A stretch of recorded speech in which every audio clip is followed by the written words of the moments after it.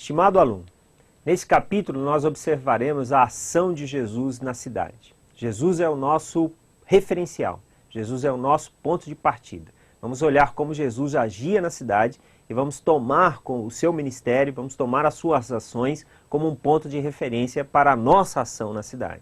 O objetivo é procurar reconstruir, em linhas gerais, como estava organizada política, econômica, social e religiosamente a Palestina no século I a.C., o período em que Jesus nasceu e o Novo Testamento foi escrito. Compreendemos que quanto mais conhecermos o cotidiano palestino, neste período, será mais fácil avaliar o impacto da mensagem cristã. Não é possível realizar a pastoral urbana sem conhecer e entender o contexto onde a igreja está inserida. A Palestina é uma estreita área situada entre a África e a Ásia, funcionando como uma espécie de ponte entre essas regiões. Com um território menor que o estado do Espírito Santo, possuía uma superfície de 34 mil km² e cerca de 650 mil habitantes. Encontrava-se dividida em áreas menores, a Judéia, Samaria, Galiléia ao oeste, Itureia ao norte, Gualanítide, Patanéia, Traconítide, Auranítide, Decápolis e Pérea a oeste e a Idumeia ao sul. Vamos centrar nas regiões situadas a oeste, uma vez que a maior parte dos fatos referentes à vida de Jesus ocorreram nesse cenário. A Palestina, durante a vida de Jesus e de Paulo, foi governada principalmente pela dinastia herodiana e estava subdividida em outras regiões que nesse período possuíam formas de governo e administração distintas. Para você ter ideia, em 63 a.C., Roma conquistou a Palestina, aproveitando a fragilidade da dinastia Asmoneia em suas crises internas. Herodes governou os territórios da Judéia, Samaria, Idumeia, Galiléia e Pérea entre 37 a 4 a.C. De 6 até 41 d.C., a Judéia, Samaria e a Idumeia passaram a ser administradas diretamente por procuradores romanos. Agripa I, neto de Herodes, governou essa região entre 41 a 44 d.C. Após esse período, a administração voltou para a mão dos procuradores romanos. As questões internas da comunidade judaica, contudo, mesmo sob a administração romana, era resolvida pelo Sinédrio, com sede em Jerusalém. Em todas as cidades da Palestina, as vilas também existiam pequenos sinédrios formados por 3 membros que cuidavam das questões locais. Ainda que Roma tenha procurado manter as estruturas locais anteriores à conquista e tenha respeitado as idiosincrasias judaicas, no tocante a diversos aspectos. A dominação romana implicou na progressiva romanização e helenização e na cobrança de inúmeros impostos, diretos e indiretos. Por causa disso, face à irreversível ocupação romana na região, surgiram levantes e movimentos de resistência armados contra Roma, o que resultou na Guerra Judaica. Foi no decurso dessa guerra que o Templo de Jerusalém foi novamente destruído e a política tolerante de Roma em relação aos judeus foi totalmente revista. Esses acontecimentos marcaram profundamente judeus e cristãos e foi um fator decisivo no rompimento definitivo entre judeus e cristãos. Com a destruição do templo, cessaram os sacrifícios. Os cultos na sinagoga ganharam importância, sendo dirigidos por rabinos e fariseus.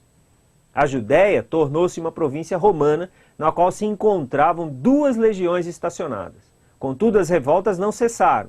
Em 132, a Palestina torna-se um palco de nova revolta, agora liderado pelo judeu Simão Bar Kokhba. Essa insurreição resultou numa acentuada baixa populacional na Palestina. Jerusalém foi destruída e reconstruída como colônia romana, ou seja, ali foram fixados soldados aposentados de diferentes origens. Os judeus foram proibidos de entrar na cidade. No local do templo foi construído um templo pagão. Agora nós queremos destacar sobre a organização econômica. Devido à sua posição estratégica, a Palestina era uma região de passagem, por ela circulavam soldados, comerciantes, mensageiros, diplomatas, etc. Essa região possuía importantes centros urbanos, como Cesareia e Jerusalém, que concentravam pessoas e atividades econômicas, como em outras áreas do Império. Nessa região existiam vilas e portos, que facilitavam as comunicações e transportes de mercadorias e também de pessoas. Havia um incipiente manufaturado, especializado na defumação ou salgação de peixes, na construção, na fiação, na tecelagem, na produção de artigos em couro, na cerâmica, além de um artesanato de produtos de luxo, como perfumes e a extração e tratamento de betume, uma substância utilizada para a calafetagem dos navios. Além disso, outros ofícios se faziam presentes, principalmente nas grandes cidades, tais como os padeiros, carregadores de água, barbeiros. O comércio, tanto interno quanto externo, também era praticado. A principal atividade econômica da região, contudo, era a agricultura.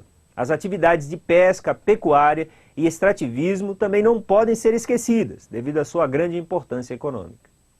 A sociedade palestina pode ser dividida em 4 grandes grupos socioeconômicos: os ricos, grandes proprietários, comerciantes ou elementos provenientes do alto clero.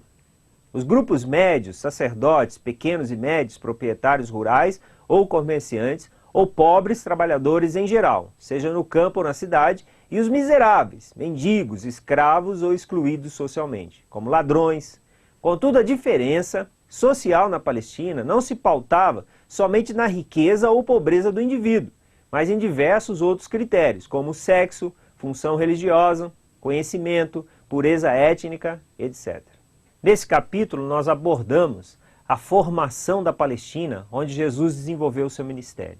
A importância de entender esse contexto deve levar o aluno a desejar ardentemente a ter uma ação parecida com a ação de Jesus, onde nós precisamos aprender a fazer as perguntas a respeito de que forma a cidade foi desenvolvida, de que forma a sua igreja começou naquele bairro, de que forma a sua igreja é administrada, de que forma aquela comunidade ela recebe influências legais e etc. Você precisa entender que a participação sua na vida do seu bairro deve ser relevante e transformadora.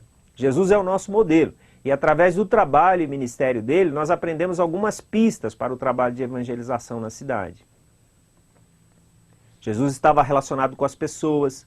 Jesus ele quebra alguns paradigmas religiosos. Para você ter ideia, um rabi ou um mestre da lei, ele ficava estudando as escrituras e meio recluso. Jesus ele quebra esse paradigma. Ele vai na direção das pessoas, ele convive com as pessoas, ele tem contato com o leproso, ele tem contato com o cego, com o paralítico. Isso era uma quebra assim imensa de paradigmas. Nós precisamos entender, nós precisamos aprender, nós precisamos praticar esses princípios ensinados por Jesus.